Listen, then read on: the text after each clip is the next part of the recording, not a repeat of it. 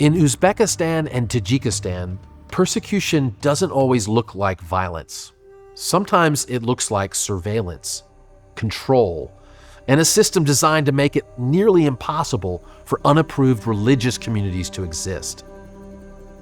Tajikistan and Uzbekistan are former Soviet republics, where authoritarian governments inherited Soviet-era surveillance and turned it against religious minorities. In Tajikistan, unregistered religious activity is illegal. Religious education of minors is banned.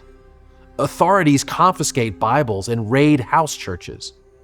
Those caught face fines, harassment, and even imprisonment. In Uzbekistan, worshiping outside state-approved groups is criminal. Raids on private homes are common.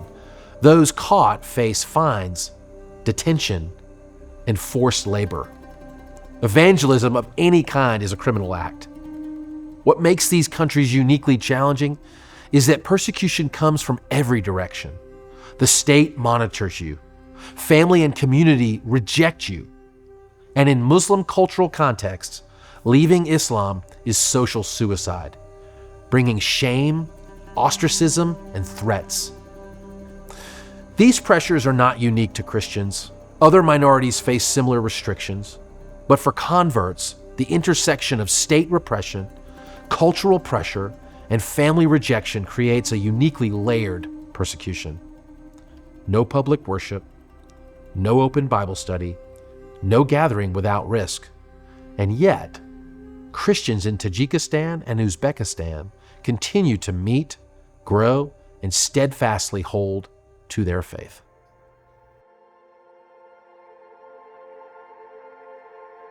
In my work with Help the Persecuted, I have local believers that I know, a network of local believers that help me find situations where believers are ostracized by society, when believers lose their job, are threatened. How about this threat? They are threatened that if you die, you cannot be buried in our cemetery. They have issues with finding work because they are known Christians, and the members in the villages, they label them and often criticize them, shame them openly. So we come alongside these people and we see their faith, and actually that is the key way to know them, because we see them live out their faith, that they are genuine and they love the Lord with all their hearts.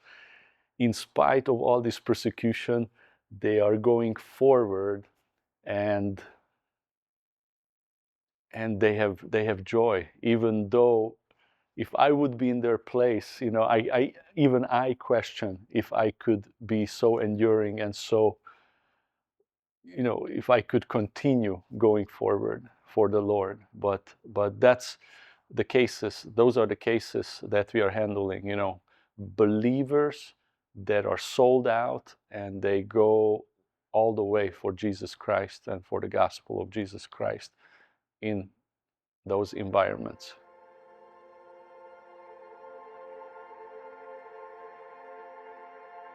We were helping one of our amazing lady believers with her tuition because she's at university. Just relief, real relief that happens, and you cannot imagine how much, even a little amount, how far a little amount can go in Tajikistan. So this younger lady that we helped, the most recent case, she is a known Christian in her community. She opened her house for home meetings. If she sees a need, like a poor person, she needs someone on the street with a need, she would go to them, pray for them.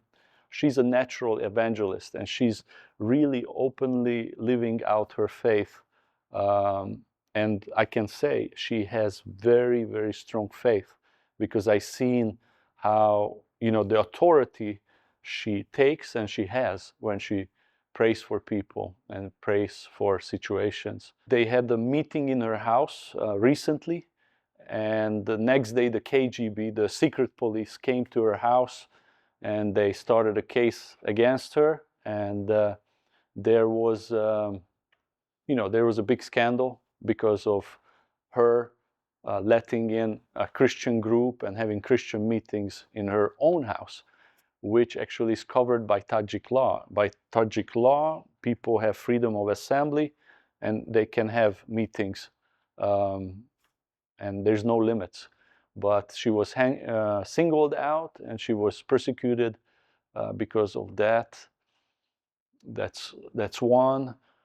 And like, also she has to be very careful who she shares the gospel with. And that's also important, to rely on the Lord, because if you share the gospel with the wrong person, I hope the listeners can understand what I'm trying to say, there can be even bigger trouble and bigger consequences. The amount she received will cover 1 year's of her tuition and all of her expenses. I will be visiting her in the next 2 weeks, because the funding was just approved.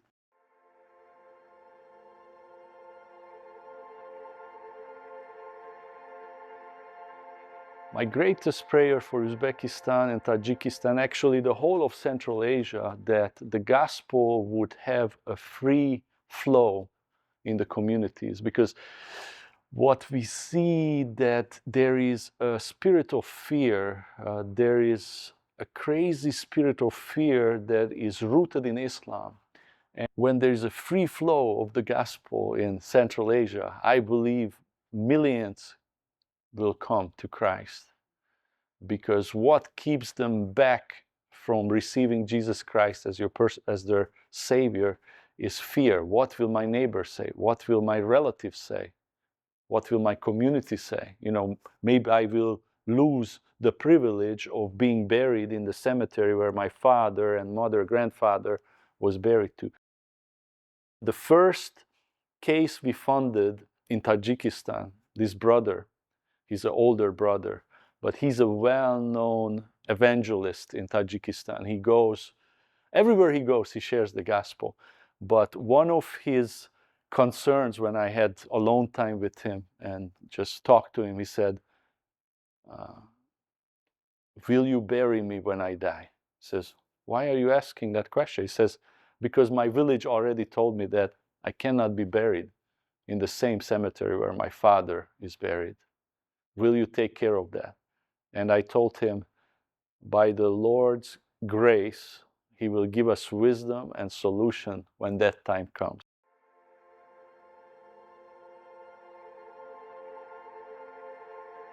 What it means to be steadfast, the Bible is very clear on that. Be unmovable. Keep going after the goal. And I believe, for me, the greatest example is these believers we are helping. The believers HTP is helping. They are not going on with the Lord because we are helping them.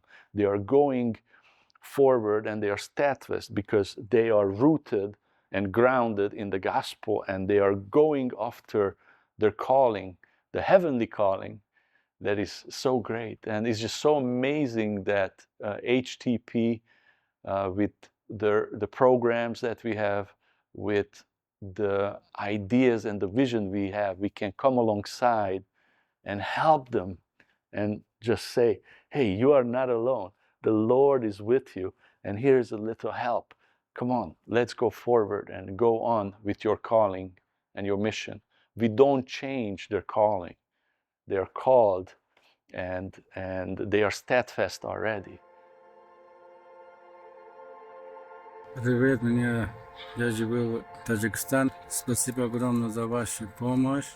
Я благодарю за вас. Но последний у меня был гонение и страны правительства, и слава Богу, Бог покрыто тоже.